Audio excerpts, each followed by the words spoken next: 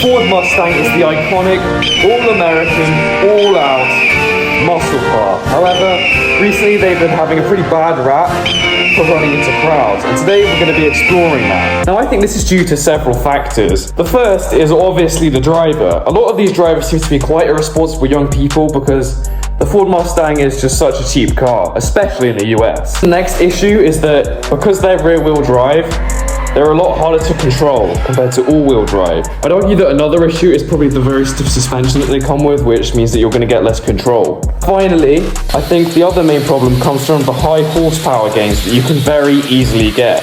This has ultimately resulted in a lot of young, irresponsible people driving these and crashing.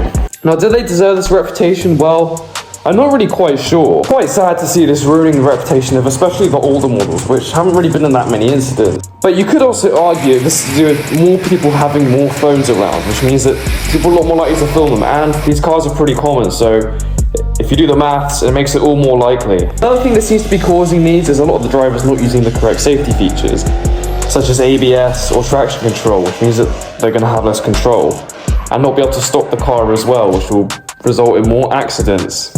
To conclude, I say this story is a bit like the story that your teacher would tell when you're swinging on the chair, in that the stereotype is that you will fall off the chair and hurt yourself. However, you're probably not going to. This ultimately means that swinging on the back of your chair or driving a Mustang can be done safely. Well, guys, that is it for today's video. Don't forget to check out this video here and like and subscribe. Thanks for watching.